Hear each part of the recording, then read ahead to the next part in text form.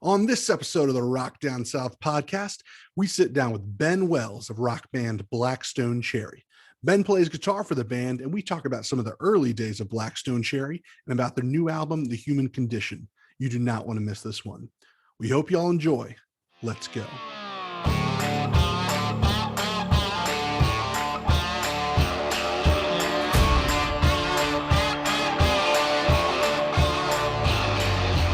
Welcome to the Rock Down South podcast. Thank you so much for listening to the show today. I'm Mark, and my friends and I created this podcast to focus exclusively on music interviews we do. We hope you all enjoy this interview Gil, Joe, and I did with Ben Wells. Ben is a super talented guy who plays guitar for Blackstone Cherry. We were really excited for this interview as these guys are one of my personal favorite bands. We've seen them play on multiple occasions, and they always put on an amazing show.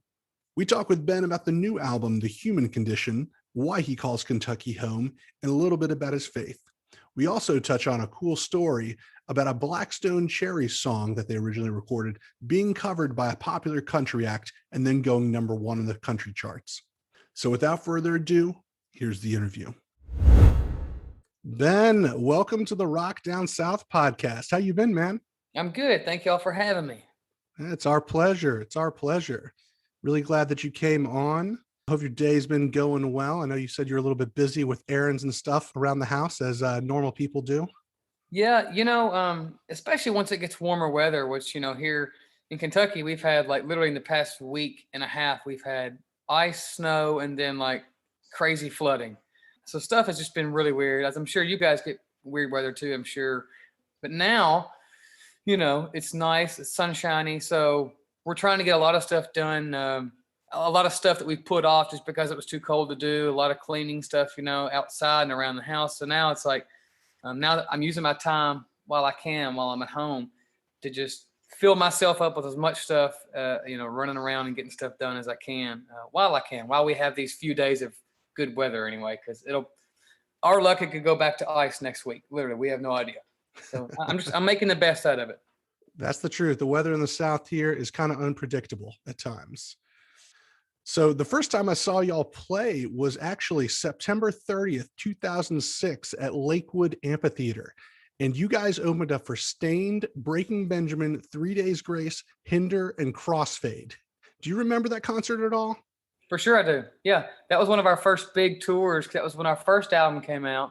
It came out that summer, and that was one of our first major tours. We loved it. We still have so many fond memories of that, and that really just helped us get out there. We only had like a 20-minute set at the time because we were just a brand new band, but we loved every minute of it. It was our first time being out in a bus and getting to enjoy catering and those big venues. So, those memories like that, when you do it for the first time, it's hard to forget that. Yeah, that was certainly a huge, huge tour. I mean, considering everybody who I just mentioned.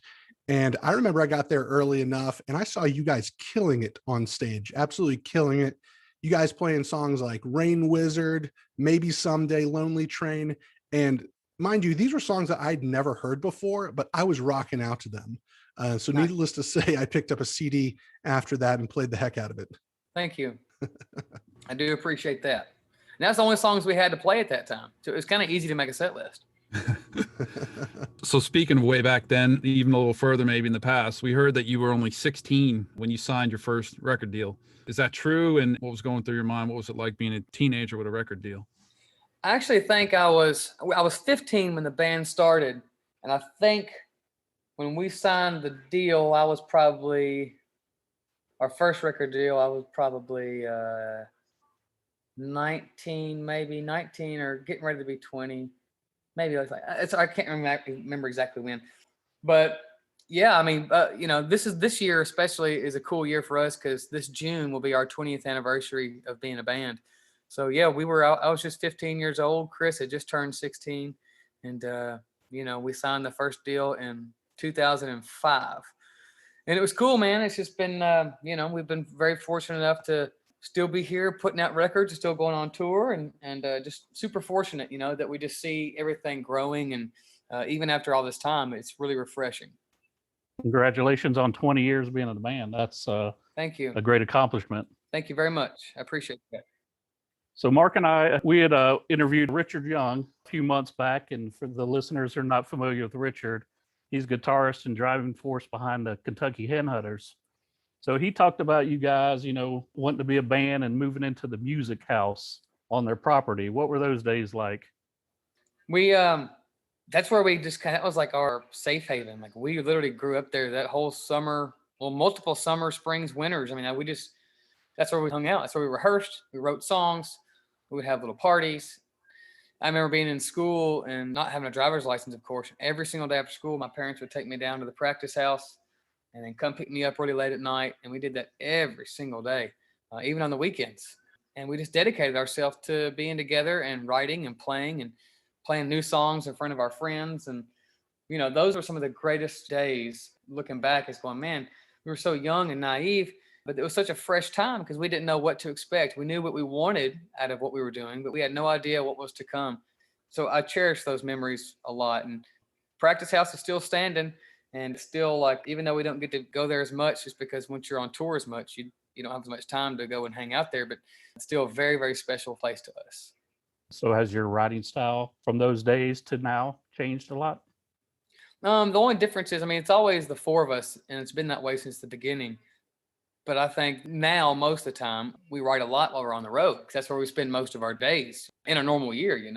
We're always on the road. So we get in the back lounge, and we'll have a little laptop set up, and we'll come up with riffs and ideas and melodies. And then we just kind of do it that way because, we have to tour. So it's hard, back in the old days, you could take months at a time and just be at the practice house. And now there's a timeline where you have to turn around product and have something new out there. So we don't have that luxury of just, taking off the road for months at a time and just going and writing. So we try to multitask while we can.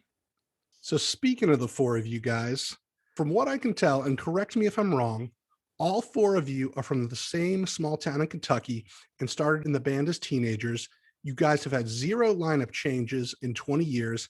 And now all four of you still live in small towns in Kentucky, relatively close to one another. Is that all true?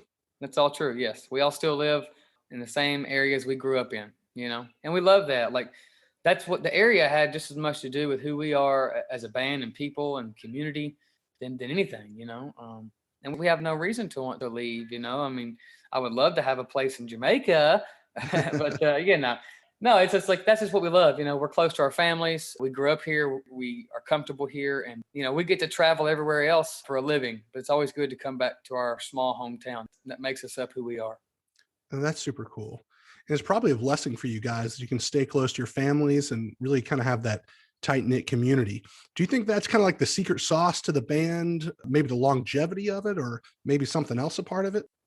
I think so, because I think if we had come from somewhere else, I'm not sure we would be the same band that we are today. I think our families being as supportive as they were, and our friends, and just like being supportive, they also kept us, very humbled and grounded and be honest with us. And they took us to shows when none of us could drive and helped us with equipment and stuff. And yeah, that has a lot to do with who we are in this area, this small town community that we're from. Everybody knows everybody, and we try to just carry a little bit of that hospitality everywhere we go.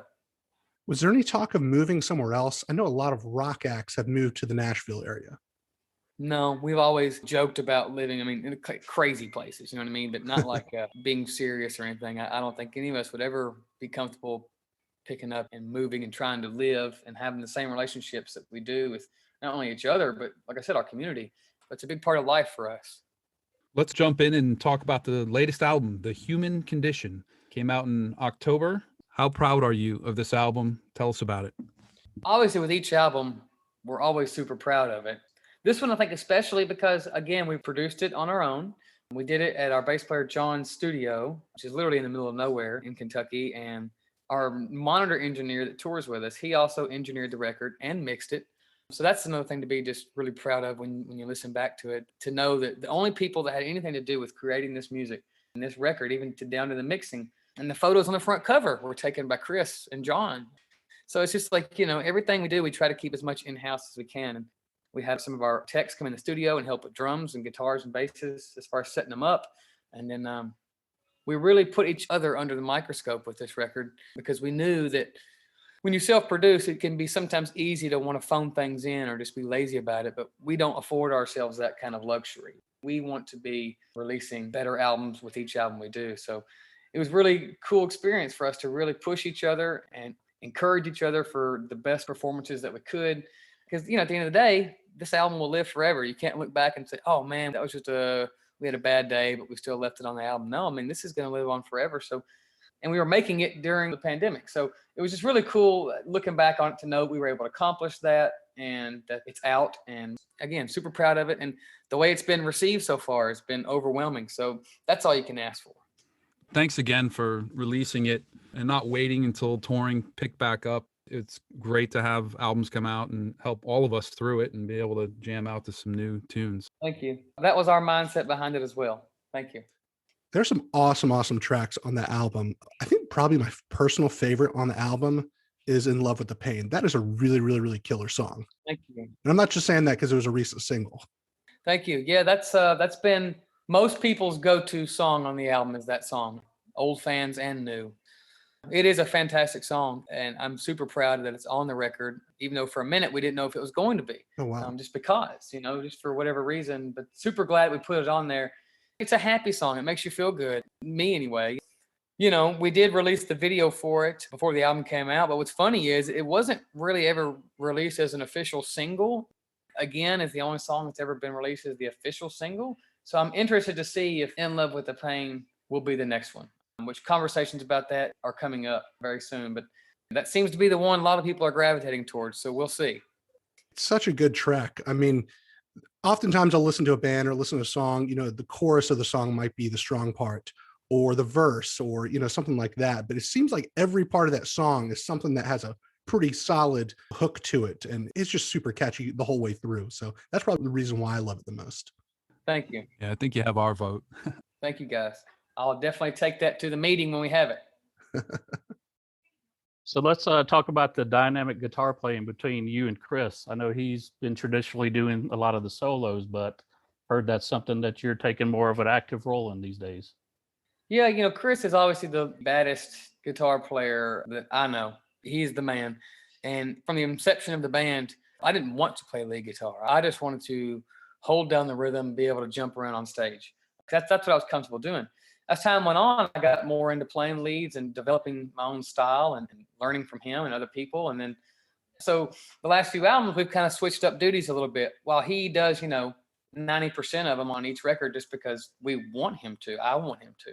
He always encourages me to do some as well. So, yeah, I've got a handful on this album that I do. And again, it's all about, Chris and I know each other's strengths and weaknesses when it comes to guitar playing versus solos to acoustic stuff to arpeggiated picking patterns to this and this. So we know which one does the other one better, and we let that person shine when the opportunity is there. How did having connections with the Kentucky Headhunters help your career and increase your confidence that Blackstone Cherry could be successful in the music business? Richard really instilled a lot of belief in us early on. I think he let us kind of do our thing in the very early days to see if we were going to be serious about it and see if we had anything there. And then once he saw that we had some mojo, he came in and really helped us, man. He was like a fifth member for a long time, and we wrote songs together. He produced our first album. He went on tour with us a lot, and Richard didn't cut any slack. If we played a bad show, he would let us know. If we were writing songs that weren't good, he would let us know. And we needed that growing up. We didn't need to just be pampered all the time. And of course, all of our families were so supportive, but him obviously coming from the music world, he was able to kind of guide us, let us make some mistakes, learn from them, but also guide us and give us some great advice. And he's always been a mentor and always will be. One thing I love about your music is, you guys have a great mixture of just hard rock, slower, more country style songs. You throw in blues, funk, southern rock. How does that work live? Do you like switching between the different styles live, going maybe from a more rockin' tune to a more of a slower acoustic song in the live shows? Yeah, we try to always give a pretty equally balanced set, especially for headlining, so we have more time. But it's always about balance. You always want to give something that everybody can get into because we have so many different elements of our music. So yeah, it's all about switching it up when we can and where we can, depending on how long we have to play. Yeah, I saw you guys toured with Airborne and Mark's favorite band, Steel Panther. Oh yeah. Yeah. What's your relationship with Steel Panther like? I know I've seen you guys do tours together. You're going to do some shows together, and you've done one of your Zoom sessions that you put on YouTube with them. We love those guys. Steel Panther. I mean, a lot of people I know, they take them with a grain of salt, but they are so talented and they're hilarious on and off stage. So we're excited to go back out end of April and do some more shows with them. It's always a good time with those guys. So I interview a lot of country artists on this podcast, and I've talked to a lot of them, and so many of them have told me that they absolutely love your band. And it seems like the country scene has really kind of embraced that Southern rock sound. So I think years ago, Blackstone Cherry would probably only be considered a rock act. But I think now, I think you could probably just as easily jump on as an opener for a major country tour and have a lot of success. Any thought of doing some crossover in that genre? Yeah, we have. We played some shows with Brantley Gilbert, and we've opened for Charlie Daniels and Hank Williams Jr. and of course, obviously Skinner and Kid Rock. And we've done a lot of different stuff. And that's the good thing about what we do is we're able to play with heavy bands, but then we can go and play with some of these more countryer bands. So we've been very fortunate that we've been able to kind of become a chameleon and do both things. Awesome. Would definitely love to see you get a little bit more of that country action because they got some rabid fans over there. They're looking for more music all the time. Absolutely. And so speaking of country music, I love the song Stay that you guys did and then let Florida Georgia Line cover. Tell us about that experience. Yeah, that was on our third album, Between the Devil and the Deep Blue Sea. And John Fred and I went to go write with Tyler and Brian, who are Florida Georgia Line, that same year. And they hadn't even come out of the gate yet. You know, they were just two songwriters that had a band. And they kept talking about how they loved that song, Stay. And we said, well, thank you very much. And then a few years later, we got a request, hey, they want to put it on the album, their debut album. We said, absolutely, go for it, you know, and because we loved the song. Next thing you know, comes the #1 country song. And it was really, it was life-changing and something we will be very appreciative of them for and opened a lot of doors for us. And we still play it live every once and again because it is our song, but we're just very fortunate that they were able to take something that we wrote together to the masses. We love your inspirational social media posts. Can you tell us a little bit more about those? It's from a daily devotional I have called Jesus. Well, I have two of them. One of them's called Jesus Calling. One of them's called Jesus Always. And, you know, big fan of the J-Man. And my wife and I we don't consider ourselves religious people because that gets a little freaky when you get, you know, too religious out there. We're faithful people and we have a relationship with Christ. So we try to spread that whenever we can in a positive way, not shoving it down people's throats. But, you know, hey, those inspirational posts, they help me just as much as they help anybody else. And that's why I put them out there. If anybody wants to take something from it, they can. We certainly love those posts. Brings a smile on my face every time I see one. So keep it up. Thank you very much. I appreciate that. So what kind of music are you listening to lately? A lot of reggae. I love Jimmy Buffett. And then I listen to a lot of heavy music too. So it goes from anything. And then today I was listening to gospel music while I was running. So like praise and worship. So my iPod, it goes all over the place. What is the worst show that you have ever played? Maybe it was a bad performance you had, maybe it was a bad crowd, a small crowd, or maybe it was just a strange venue situation. We've definitely had all the above. I'm just trying to think. I mean, I know in the early days, we probably did some cringeworthy performances where we thought we were cool and threw down our guitars and knocked over drums. And that's just like, okay, whatever. But, you know, looking back on that stuff can make it kind of like, what were we thinking, you know? I'm trying to think as of recently, you know, I mean, we always have spots in certain shows that you go, come on. But as long as you play it off like nothing ever happened, the audience doesn't know. And I think that's our main goal is to never let the audience know. If we're making a mistake, it's one thing. We don't want to let the audience know that because it's not fair for them. And obviously a good band will make a mistake and everybody will be able to follow along with it. And that's something we've been able to do because we played together for so long that if somebody gets off time or forgets a part, we all shift together to where it makes sense.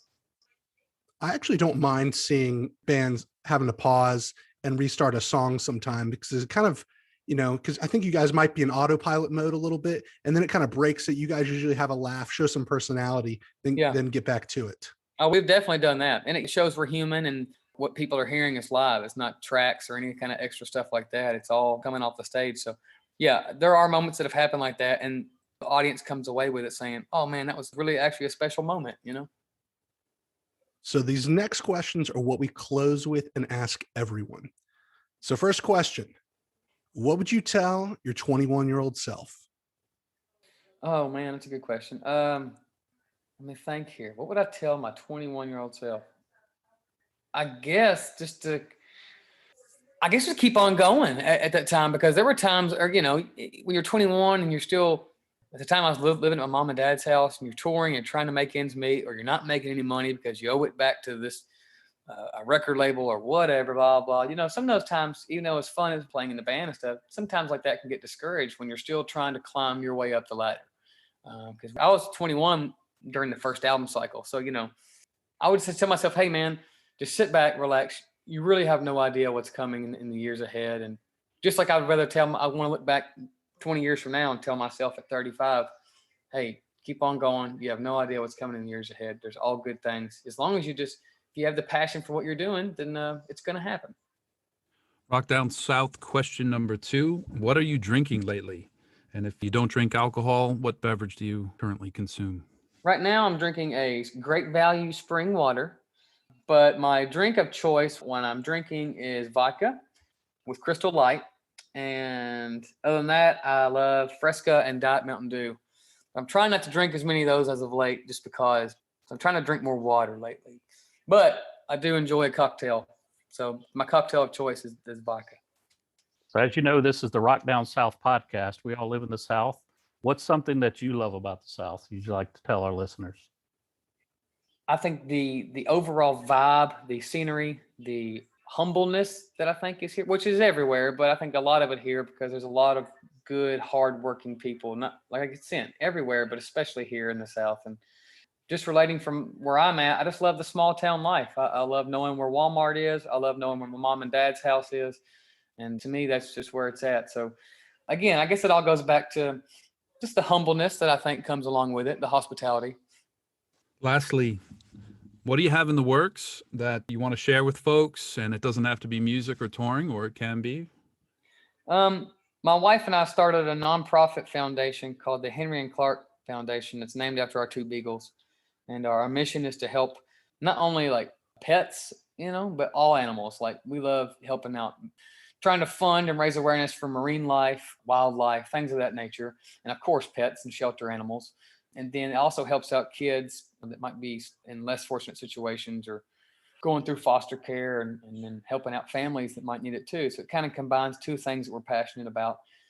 And then we also started last summer a clothing line called Surf Monster that we love the beach. We love being on the water, and anything tropical is right up our alley. So it's really something I've wanted to do for a long time, but didn't have the time to do. So that was my silver lining of 2020, was to start an endeavor that I had another creative passion for. So it's been a lot of fun creating designs and working with different people, and we're having a lot of fun with it. So I urge people to check that out. So you mentioned you love the beach. Where's your go-to beach? Well, I grew up on Panama City Beach yearly, multiple times. That's one of my favorite places, even though, you know, it's very crowded at times. Yeah. But one of our favorite places is Negril, Jamaica. We love that. My wife and I just adore that. We adore Maui. You know, I mean, honestly, a beach is a beach. It's hard for me to be upset anytime my feet are in the sand. But if I had my favorites, it'd be probably Jamaica or Hawaii. Jamaica is the 7 Mile Beach, which is like one of the best in the world. And it's just so gorgeous. Well, thank you so much, Ben, for being a part of the show today. Where can people find and connect with you online, and where can they buy some merch? Blackstone Cherry stuff is all at blackstonecherry.com. All the upcoming tour dates that we have as of now, and then the merchandise is there. Surf Monster is surfmonsterstore.com. And then, of course, I'm on Instagram at BenTCB, as in taking care of business, because I'm a huge Elvis fan. So I try to stay online a lot and do a lot of social media stuff. So I'm usually always on there. People can always hit me up. Thank you so much for listening to the show. We hope you guys enjoyed this episode. We had a really great time chatting with Ben and loved hearing about how those guys stay so close to their roots in Kentucky. I think it's paid off, as they have had 0 lineup changes and consistently put out good music. He's such a great guy and a super entertaining guitar player to watch. Just go check out some of their live videos. You will not be disappointed. Also, make sure to go follow Ben, Blackstone Cherry, and Surf Monster on social media when you get a chance. And pick up some merch while you're at it. Your friends are sure to be jealous when they see you rocking some Blackstone Cherry and Surf Monster gear. Check out all our content at rockdownsouth.com and follow us on Instagram, Facebook, and Twitter for the latest updates. And as always, the views and opinions expressed by our guests on the podcast are theirs and don't necessarily reflect our own. We are your hosts, Mark, Joe, and Gil, And you've been listening to the Rock Down South podcast. See y'all next time.